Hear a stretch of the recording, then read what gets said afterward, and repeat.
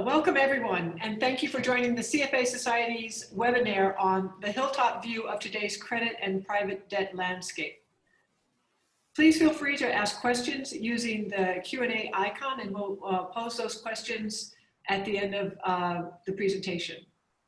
Dr. Christoph Gort is a founding partner at Siglo and leads the credit and private debt services. He worked previously at the City of Zurich Pension Fund and Harcourt Investment Consulting, where he was head of the Fund of Hedge Funds Research. Chris holds an MBA in economics from the University of Bern and a PhD from the University of Zurich, specializing in behavioral finance. Welcome, Chris. Thank you. Pleasure to be here.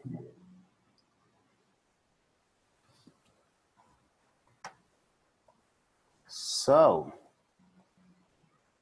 if the screen sharing did work, then everybody now should see the introductory slide. It's a great pleasure to be here. Thanks, Sheila, for the introduction. To be honest, it's a little bit unusual to proceed that way, not seeing the people, not being sure if everybody is bored to death or super crazy about the content. What I can say now is we'll have time for Q&A afterwards. So I hope I get some feedback on that occasion. Quickly looking at our agenda, I think it's important to highlight what the presentation is supposed to do and even more what it cannot do. The goal is really to give a overview about the recent performance that everybody is probably aware of how it looks like, and then an intro into a very simple model that we use for many years that helps to basically assess the relative attractiveness of different fixed income and credit asset classes. Then in the second part, we're looking a little bit deeper into syndicated loans, into CLOs, some private debt niches, including the popular direct lending space, and at the end, the special sits and distressed debt space that we think is of particular interest today. We conclude with further thoughts in the end. Obviously, it's impossible, given the high level of uncertainty, to come up with any precise estimate where we're going to land. And honestly, if I knew, I wouldn't be sitting here today. But my main goal is to share some views and thoughts about how you can assess the current situation and probably give you some ideas about how you can model or analyze with scenarios what might be ahead of us, and then take slightly more informed decisions. That's the main goal of the whole webinar for me. Looking at slide 4, you see the historical development of yields to maturity. We look at popular indices, we look at US dollar terms, and what we find is basically that the recent turbulences caused by Corona, they do not look that worrisome today. I mean, we had significant spikes, we had very fast spikes during March. But then from March 23 onwards, we saw a quite surprisingly vigorous rebound, and people who were forecasting a V-shaped recovery were actually right when you look at performance and valuations. When you look at the real economy and the situation of many countries and companies, not really sure if you want to call it a V-shaped recovery, but at least in terms of performance, it seemed that several fixed income and credit markets have recovered. This is the situation where we are, and today's high level of uncertainty requires a kindly more, or a slightly more informed and maybe also qualitative view of the world. And this is why we apply a very simple and very straightforward model. The model basically only needs two sorts of inputs. It needs an estimate for the loss rate of a credit instrument or an asset class. And the loss rate is defined as the default rate or the default probability multiplied by the recovery value. So if we assume a default probability or default rate of 2% and we're able to recover 50%, the loss rate should be 1%.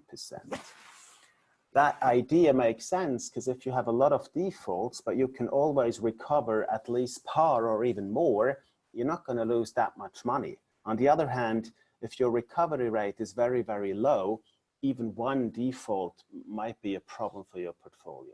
This is our risk estimate, that loss rate. And then we compare it to the yield to maturity. So we want to find the return potential.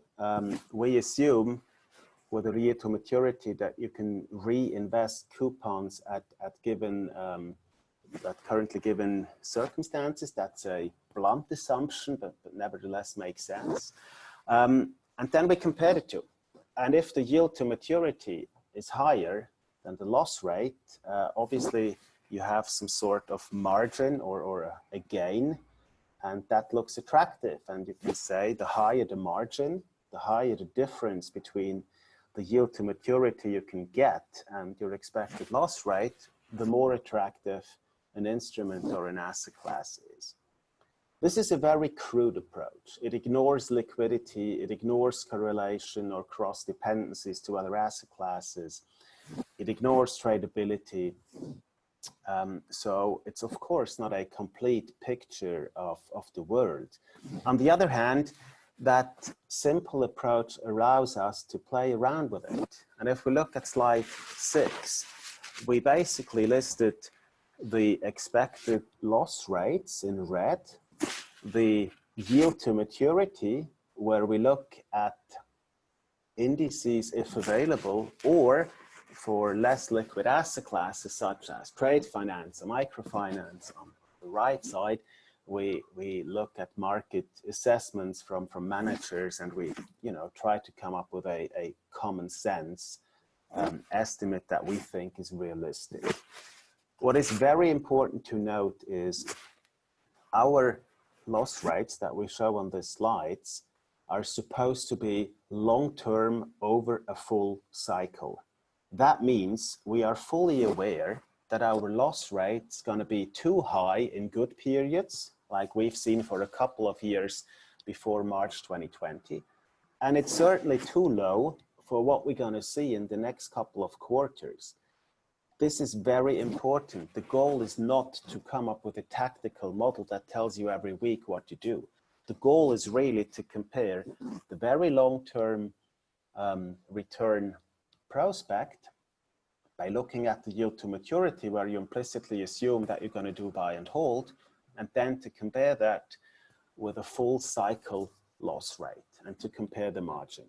Of course, you can play around with that. You can create your own scenarios where you say, let's assume the loss rate's going to be higher. Let's assume we squeeze out a higher return, whatever. But at the end of the day, the goal is to compare those expected yields and the loss rates and then come up with a margin. And as said before, the higher the margin, the more attractive an asset class at first glance. So it should really be the idea to get a first impression of what looks attractive today and what is probably a little bit less attractive. When we come to the less liquid asset classes, including direct lending, both senior and junior, as well as trade finance and microfinance, it's tough to rely on indices. It's particularly tough today because the dispersion between managers is very high. We've just come up with the idea that we have a camp for senior direct lending, which we think is really senior, deserves the term senior, and it's not a highly levered unitranche that is called senior because it's the only one, but really deserves that senior term, versus junior or subordinated, or however you want to call it, which is clearly more aggressive. And we averaged all the information we gathered from manager to paint the realistic picture. Of course, the dispersion between managers, between countries, between sectors, between styles is very high. So please take this average with a large pinch of salt. as said before, it's supposed to be a discussion basis and not a precise estimate of today's reality. But this approach helps us to basically shed light on the very heterogeneous credit, fixed income, and private debt space. And this is important because most of the institutional investors need to form an opinion on where to allocate the capital. Now, it's not new that it's very tough to make money in an environment of negative rates with government bonds. But then they need to come up with an idea what other asset classes are more interesting. And to us, the relative attractiveness is a good guide to do that.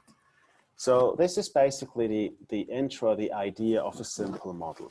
If we now look a little bit closer at a couple of asset classes, we recently found interesting evidence and interesting information that I'd like to share with you.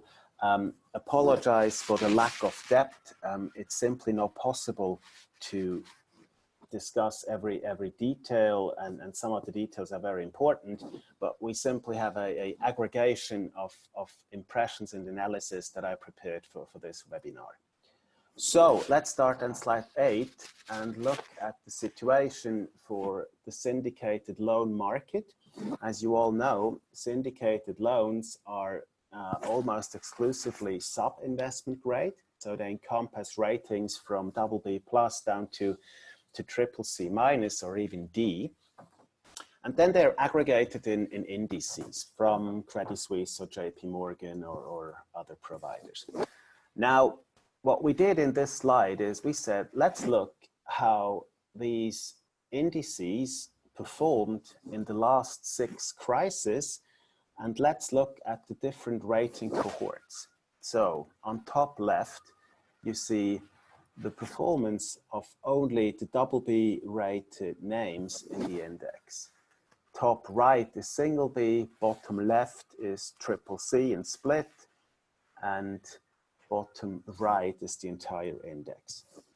Well, of course, we expected that BBBs are going to lose a little less than CCCs in crisis, but the magnitude to us is still very interesting. We looked at the tech bubble in shortly after the new millennium. We looked at the great financial crisis, the subprime crisis. We looked at the EU debt crisis in 2011, at the energy crisis in 2015, at the setback in the last quarter of 2018, and last but not least, what we call the Corona crisis, which is basically March 2020. And the red bars reflect the MSCI World Index for a comparison, and the green bars reflect the corresponding fixed income or credit indices. In that presentation, the syndicated loan market across different rating cohorts. So, what we all expected. BB actually protected value and money quite well in most crises. And they always lost significantly less than the equity indices.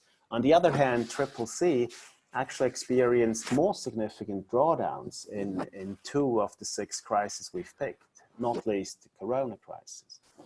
And single B was somewhere in between and actually mimicked the entire index the best.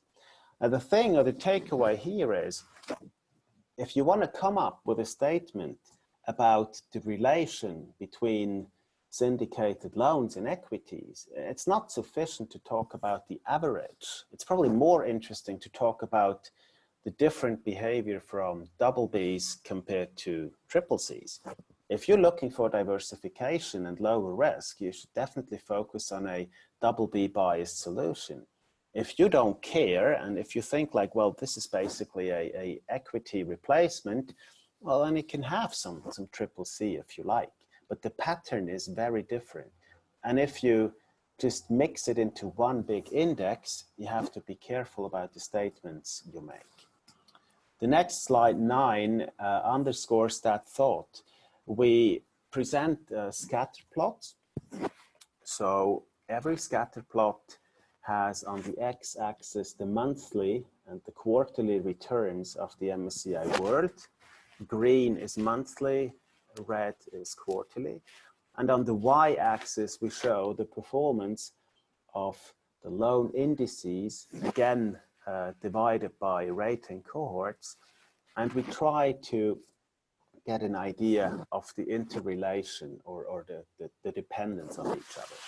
Now, what we see is that the double B part looks, compared to equities, the returns have a more convergent nature. They tend to lose less than equities in crisis, and they seem to protect capital to a certain extent.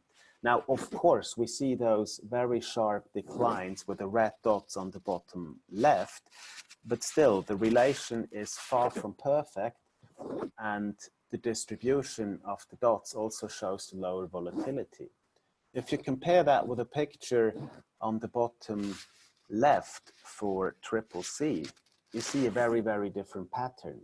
First of all, the dots, the clouds for the dot is much, much bigger. The volatility is much, much higher. The relation is different. It's more linear.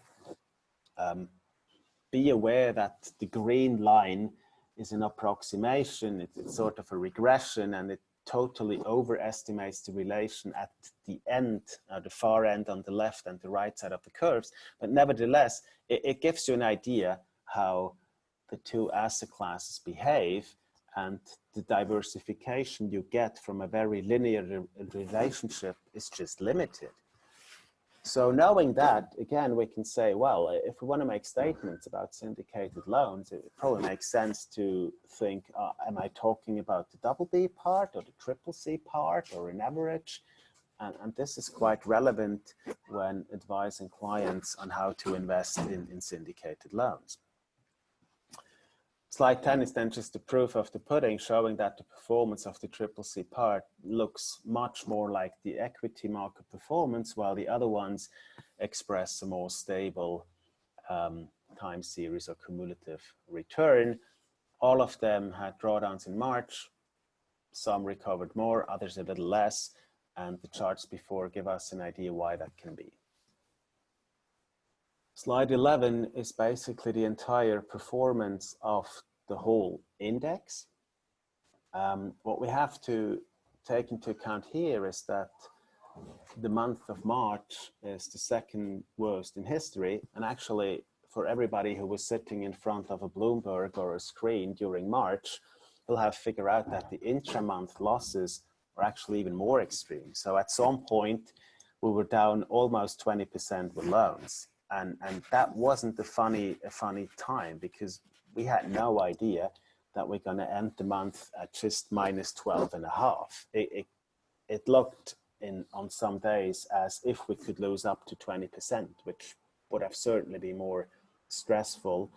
And thanks to announcements, central bank intervention, government support, etc., the whole situation seemed to have calmed down a little bit. What then followed from March 23rd onwards was an almost unprecedented rally. It was one of the best periods for syndicated loans ever. I can only show the numbers up until the end of May here, but June was again positive. So the loan universe, the broad loan universe, returned about 10% in the second quarter of 2020, which is quite a significant recovery given what happened before. On that fact sheet, you find quite a lot of other interesting performance numbers. For example, the correlation over almost 20 years with equities measured by the MSCI World Index is only slightly below 0.6. Now, of course, we expected a positive correlation. I mean, it's both risky assets, but 0.6 is just not that high. So saying that sub-investment grade is basically no diversification at all for equities is, well, the empirical evidence the last 20 years just looks different. Obviously, you can get a certain degree of diversification and other risk premium than you could get from equities. And that's quite interesting to us, and actually one of the reasons why we think adding syndicated loans to a diversified portfolio makes sense. I'm now jumping to CLOs. CLOs are, in our view, just another form, another approach how to capture the risk premium that syndicated loans offer. Now, taking the risk of boring some people who are experienced with CLOs, I still want to spend some time on slide 12, because to me it's quite important that we all understand how a CLO works. So basically, a CLO is a company with a balance sheet. On the active side, there are the loans, typically 100 to 200 single names, often transparent. At least we know what the universe is. And on the debt side, we have different tranches. The idea is as follows.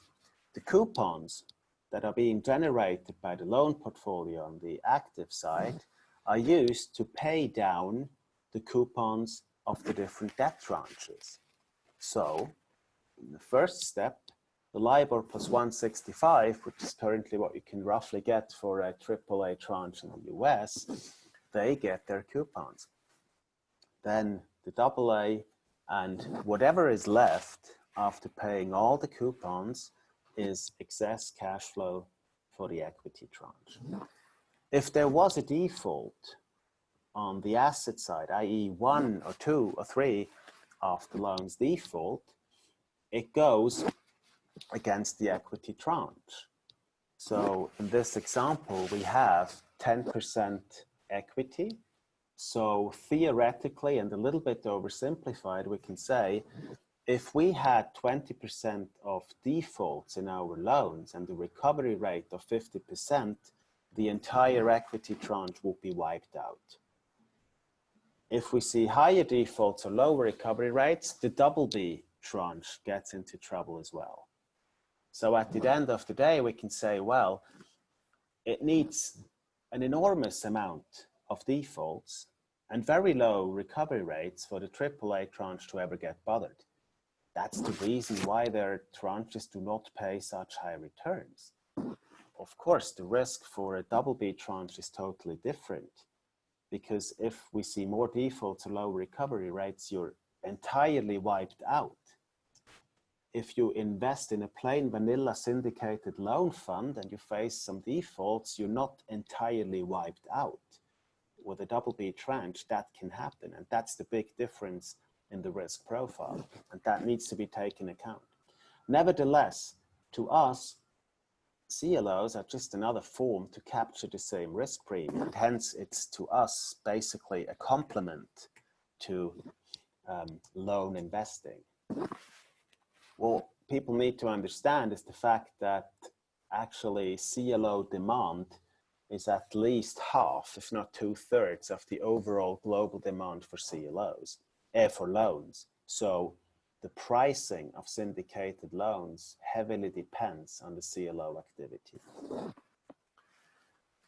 Slide 13 is important because people tend to put all structured credits into the same bucket and would say, well, we're never ever gonna invest again in structured credit because that caused the subprime crisis, etc. Now just bear in mind, there is a reason why those acronyms are the way they are. The L stands for loans. If you look at CMOs, the M is for mortgages. And the content of those structured credits on the active side is very, very different. In one case, you had, as I said before, a diversified portfolio of loans. You can analyze these companies if you have time and experience. On the CMO side, you typically had a couple of thousand individual mortgages. You had no clue about the individual risk. We simply learned that if you diversify crap with crap, you end up with crap.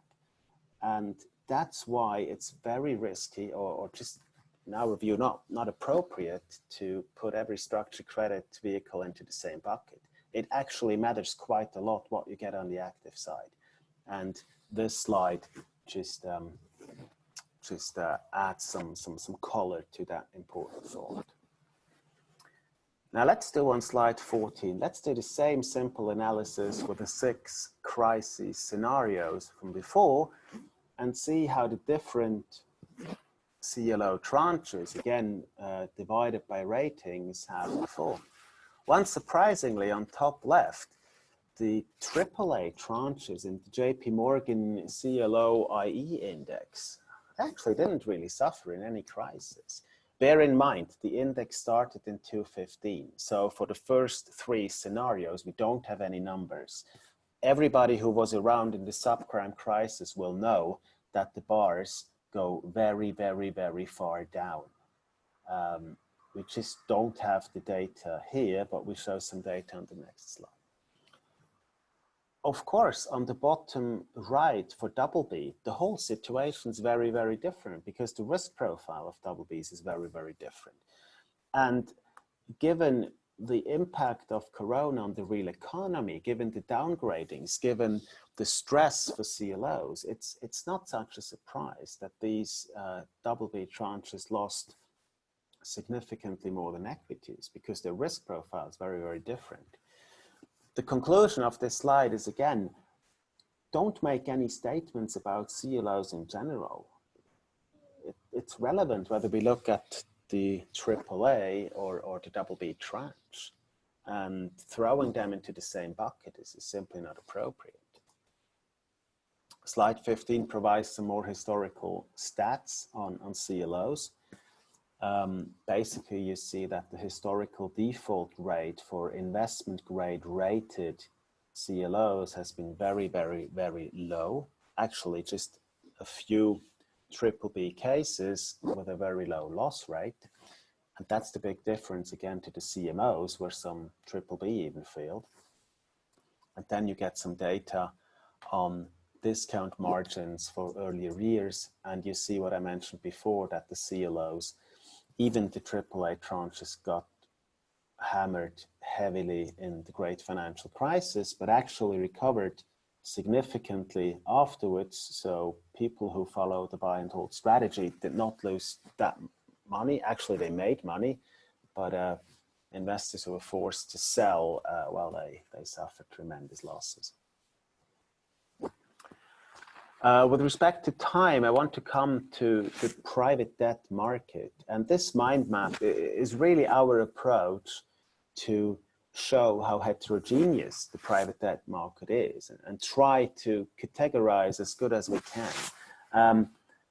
We're fully aware that this is not the only way how you can segment and categorize the private debt market. We actually made a couple of assumptions that you can question. I just want to show how broad that universe really is. I'm going to start at the top right with corporate lending, which is by far the most popular part of private debt. And actually, if you speak about private debt, a lot of people instantly think about direct lending. So corporate lending is essentially giving credit to company borrowers. And it's called direct because typically there's no bank involved. At least theoretically, it should be direct. Within direct, we can then differentiate a lot of different market segments. The middle market, the private placements works the same way, but private placements just refers to investment grade direct lending, while the classical middle market direct lending is usually focusing on sub-investment grade companies.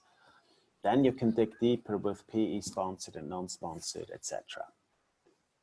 Below, you have the event driven or special situations that includes the popular distressed part. And here the basic idea is I'm not providing credit directly. I buy existing credit at a discount. The company is stressed or even distressed. I'll try to buy that at a large discount, and maybe I restructure myself, and I hope to find a more attractive exit.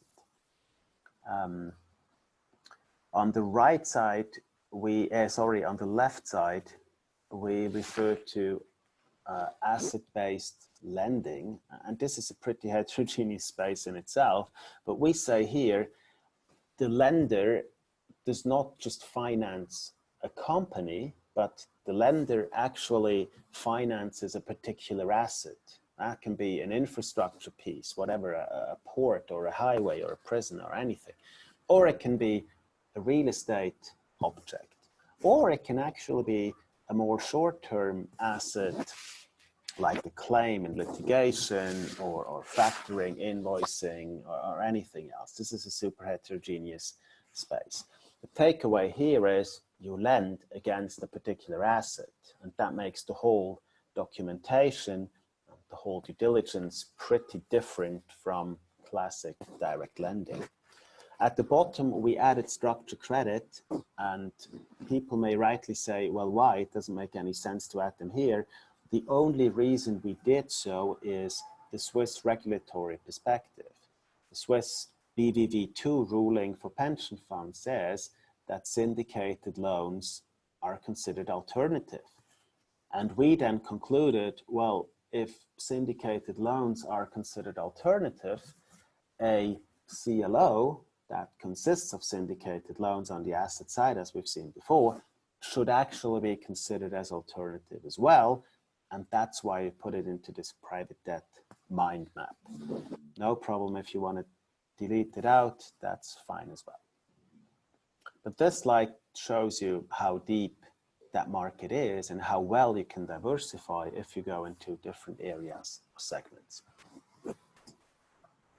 Having a slightly closer look at the direct lending space, we see that direct lending allows investors to capture quite a lot of this different risk premia. Now, this chart is supposed to be only illustrative, but the idea shall become very clear, because basically with different direct lending approaches, you earn a mix of risk premia, the risk-free rate, which is currently close to zero, the premium you would earn on investment grade, the premium you would earn on sub-investment grade, or we called it syndicated here, the origination fee, the structuring fee, then potentially an additional fee for second lien or for the lower middle market, i.e. for size, lending to smaller companies can be considered a little more risky than to bigger companies, or for the lack of a sponsor. Plus on top, you can gain liquidity premia or complexity premia, and they are very hard to observe and to measure in practice, but theoretically their existence makes sense to us. And the thing here is, think about these premia and then pick the direct lending strategy that you think is the most compelling. Just be aware that you cannot capture all premia in one go, but you probably want to compare them. You probably have a preference, or you have a belief or a prior into some of these premia. And this simple chart allows you to figure out what combo of premia is most attractive. There's a second very, very important thought when it comes to direct lending and to private debt today. And honestly, we have a big issue looking at the valuation approaches across the industry. I mean, basically, we see very, very heterogeneous approaches being applied, sort of an attempt to try to be mark to market, maybe look at liquid market comparables, mark to model, focusing, for example, on ratings or another form of comps to more liquid market. Then mark at cost, simply keep the mark where it is and do not do any change at all, or the opposite, mark them down at zero. Now, a second differentiation approach is there are some managers who work with external valuation agents and others do not. Actually, some managers do work with external valuation agents, but at the end of the day, still come up with a valuation themselves. So they just use the external agent as a source of information, but at the end of the day, they decide themselves. Furthermore, it's quite heterogeneous what is considered to be a determinant for an impairment. Some managers we know actually take impairments quite quickly because they say, hey, the outlook for the borrower just does not look that attractive, and they face headwinds. While others I mean, unless the company totally explodes and the equity value is close to zero, they wouldn't do an impairment.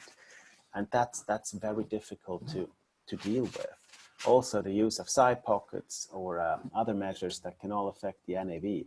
And the challenge, those heterogeneous approaches make it very, very difficult to compare the returns of those managers with peers and also with liquid markets. Unless you know exactly what the valuation approach is, it's difficult to judge the results of a manager.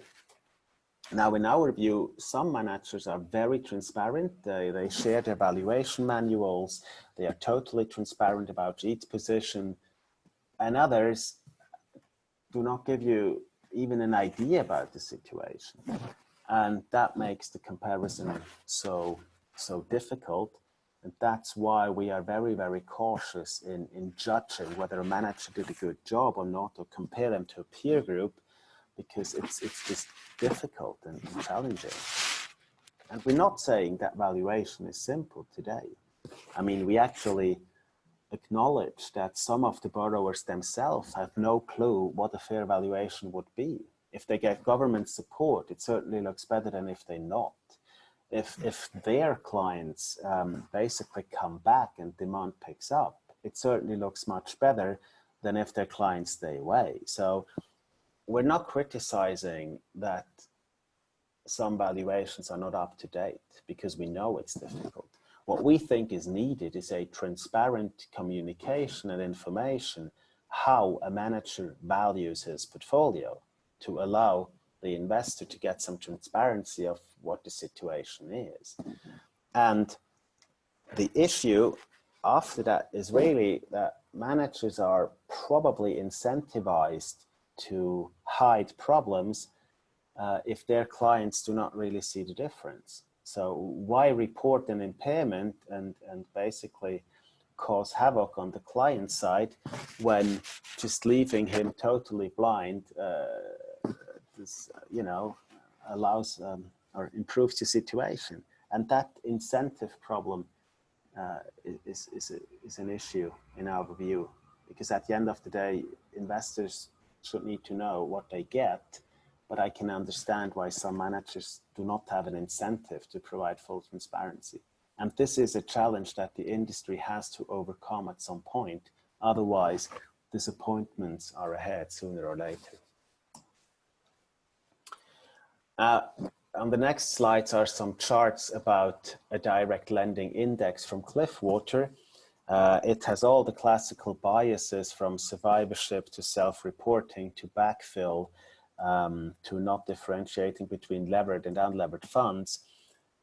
That makes the interpretation very, very difficult. But on the other hand, I mean, you have to give Cliffwater credit for at least trying. And we just think that relying too much on this data is very, very risky for all the biases. Now, what's funny is if we look at slide 20, we see the performance of the direct lending index up until the end of 2019. And the annualized performance is mind-blowing. I mean, you get a Sharpe of almost 4. Of course, that shows the biases, but it's a fact that some of the very successful managers actually did deliver very good returns. What you could do as a trick is you could look at the returns of the business development companies, because they are listed. They are forced to disclose their holdings to the SEC. And what is interesting is that the BDC universe was down more than 50% in the first quarter, and actually so far had a massive rebound. Now, bear in mind, if you want to compensate the drawdown of 50%, you need to generate 100 to get to break even. But nevertheless, it has been super, super volatile. Now, of course, you can say equity markets have been crazy and the valuations are far away from NAV, etc. That's all good, all fine.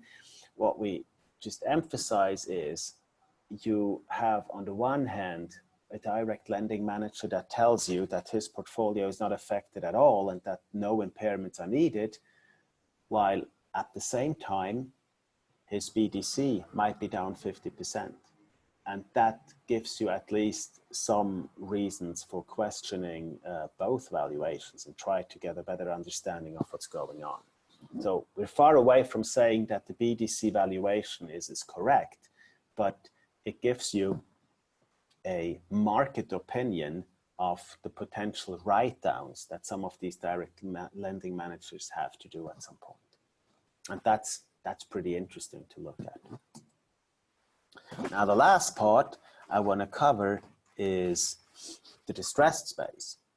And distressed is basically buying existing debt that experienced default. And the idea is to buy that at a significant discount. It doesn't really matter whether you buy a bond, a loan, or another credit instrument. It just matters that the borrower or the instrument experienced default. And this is super interesting because most likely we're going to see more defaults ahead. You can argue whether the rating agencies get it right, but what consensus says is that 2020 and 2021, so roughly the next 18 months, we see cumulative defaults for sub-investment grade paper of anywhere from 12 to 16%. Now, some people say the majority of that will occur within 2020. Other people say, well, no, it will take longer for this company to default. So we see the bulk of those 12 to 16% in 21. Honestly, we don't know, and I think I'm not in a good position to speculate about it. But what is clear is that more defaults are ahead, and that should provide the food for investment, i.e. the stack for distressed managers.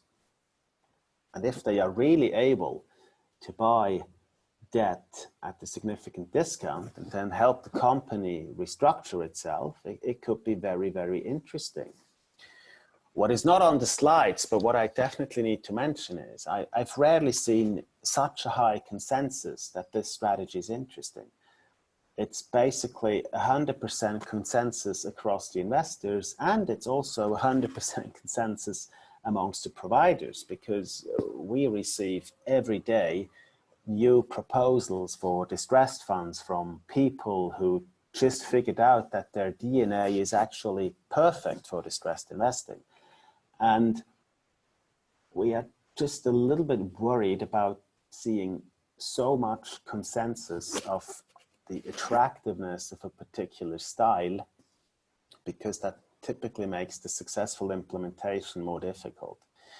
To be fully transparent, we do recommend stressed and distressed strategies to clients. We are convinced that we found solid managers and solutions, but my personal gut feeling is just that there is a little bit too much consensus on the success of that strategy. So that's not an early excuse, but just an observation to share with people. And by that, we have basically reached the first two parts, covered some aspects of what we see.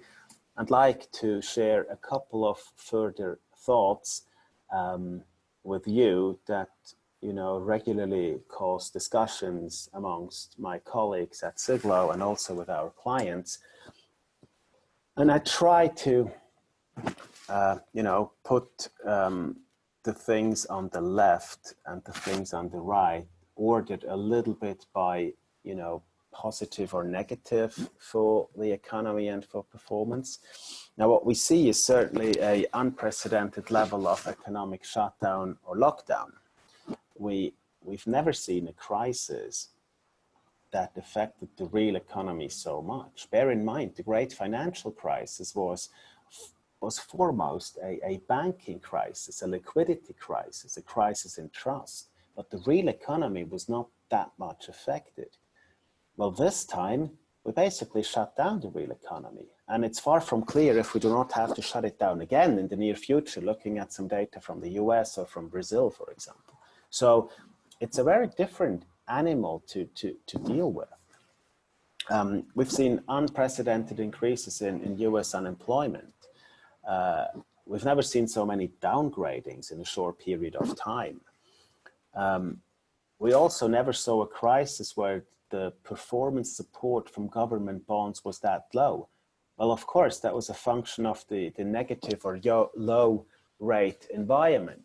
But still, in many crises before, typically some long duration government bond investments helped us to, compensate some of the losses.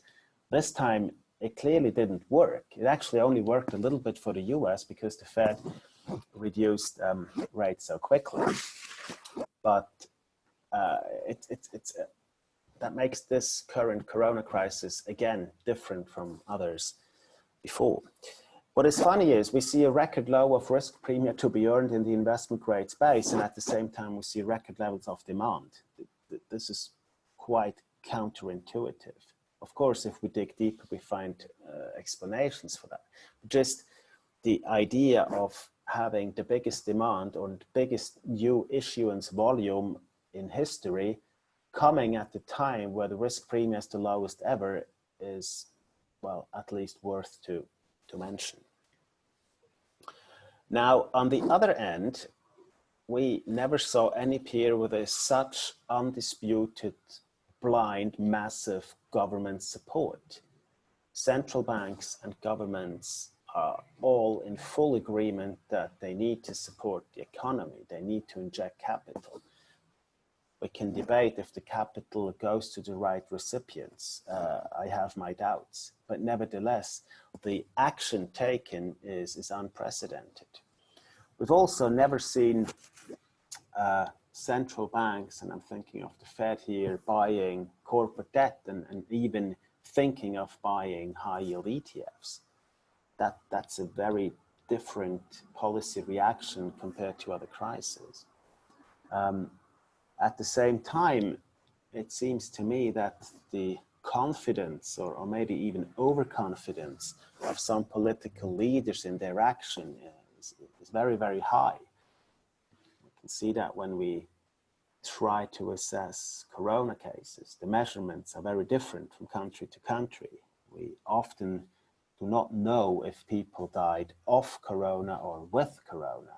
Nevertheless, every government is pretty proud of what they do and actually very critical of what the others do, instead of sharing notes and experiences, which to me is a little bit worried.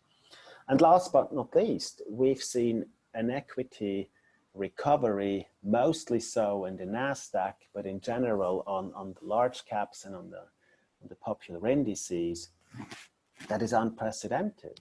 If you look at equity valuations, you have no idea why people are talking about the real economy crisis. And that divergence in equity valuations from political reality is at a level that honestly I can only compare to the tech bubble when I just started my investment experience and realized quickly that gains can be gone quite fast if you have no clue what you're doing. So that makes the current situation so extremely interesting and at the same time so different.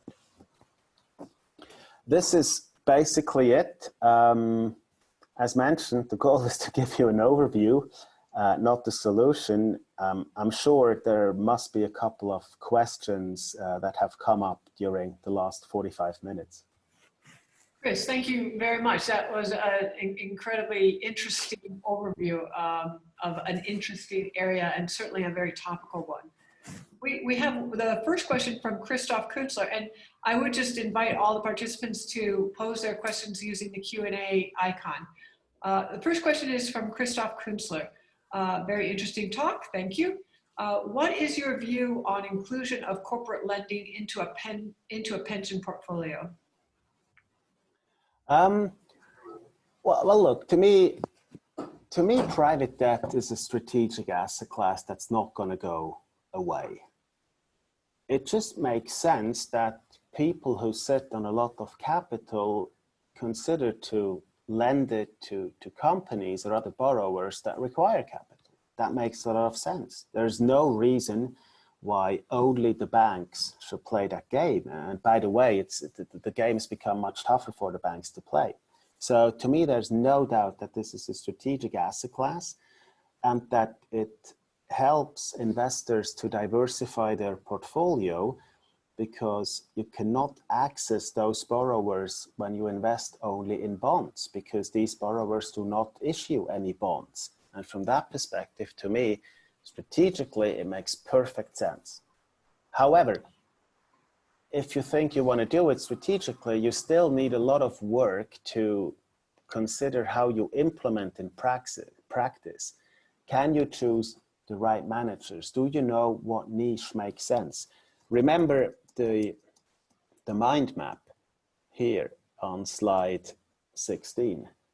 Well, if you say private debt is a strategic asset class, you can follow up with a question saying, well, what part do you think of exactly?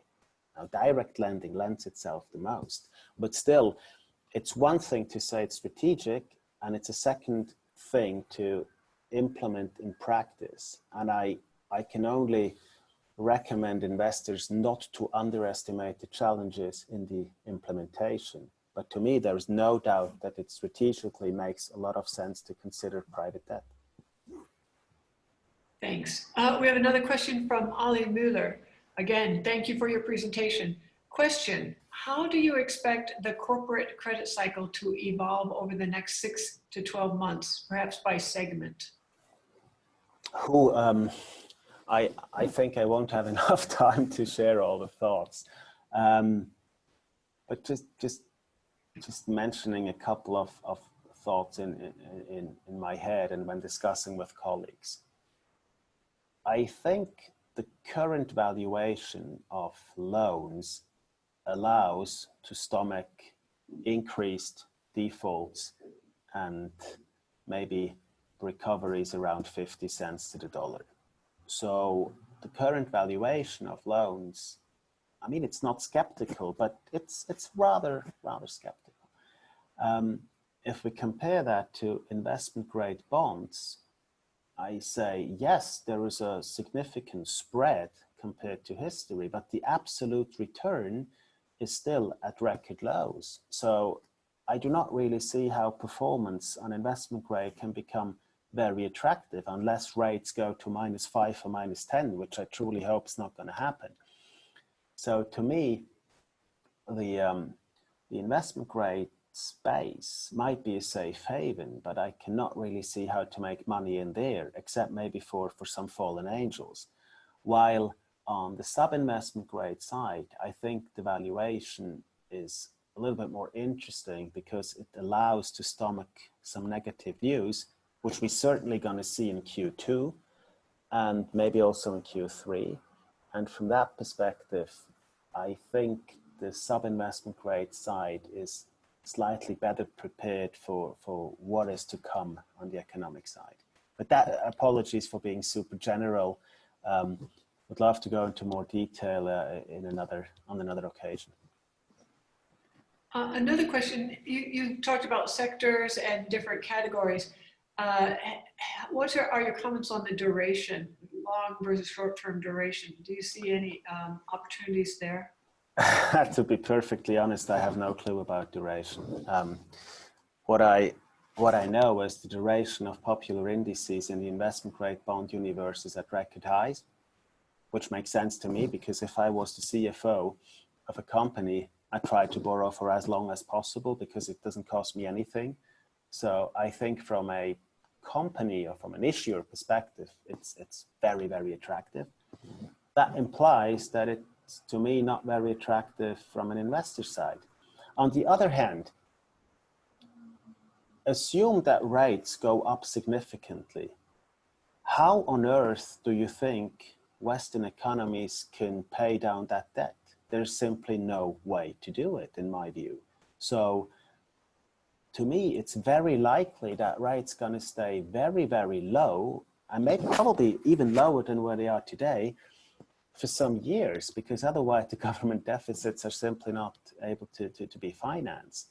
And this is why I think the Japan scenario is more likely than people think.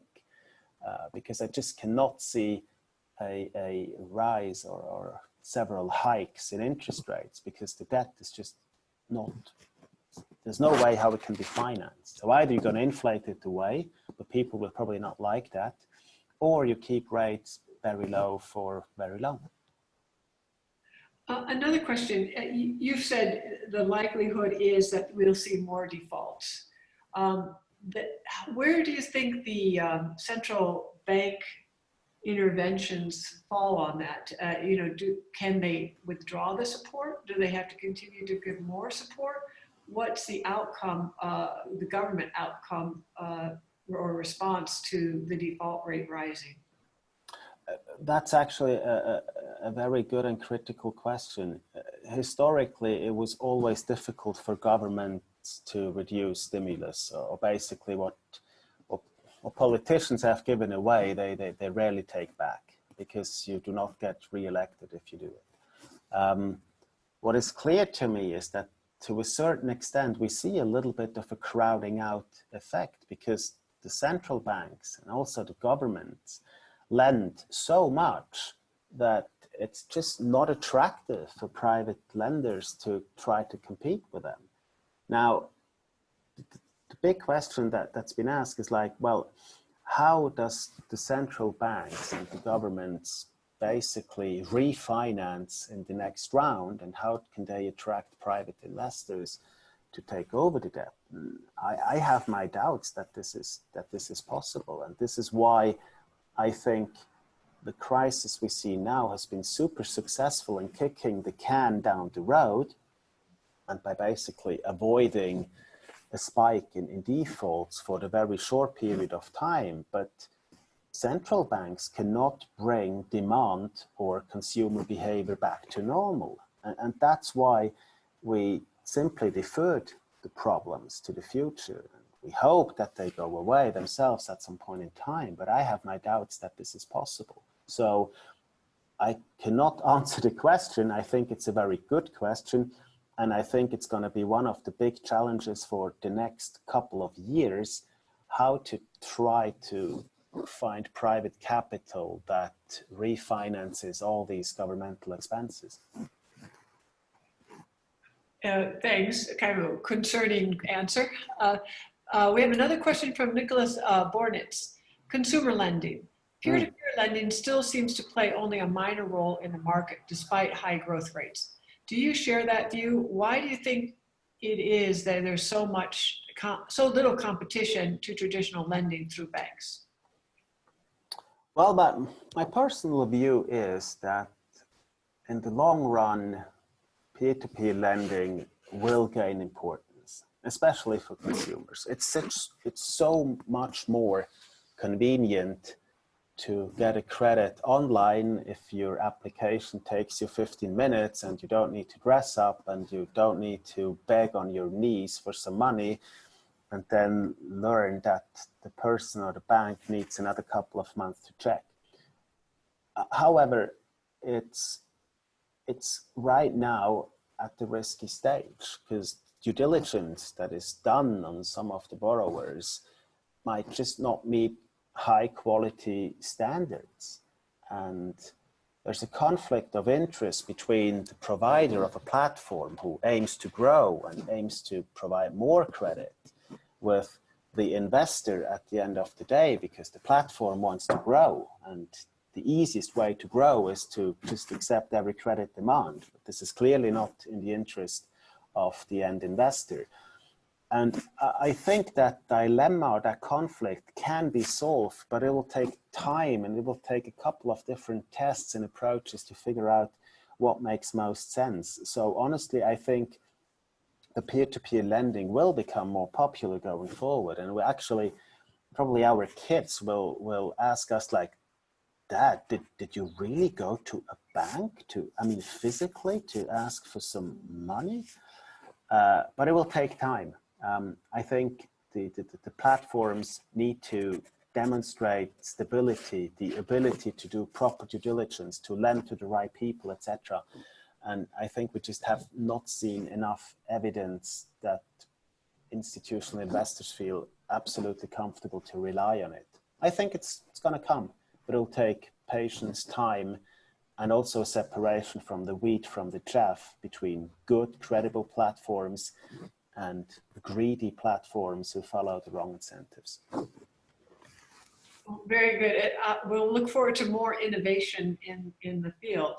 Yeah. Unfortunately, our time is up. I'd like to thank Chris for a really interesting overview and perhaps preparation for even more future dynamics as we go forward. Thank you all to the participants who came and the people who asked questions. There'll be a survey sent to all the participants tomorrow, so look out for that. And the video will be posted on the CFA website later. Once again, Chris, thank you very much for a very interesting presentation. Thank you. Thank you for having me. Thank you for giving me the opportunity, and enjoy more research on this really interesting topic. Have a nice one. Take care. Bye-bye, everybody.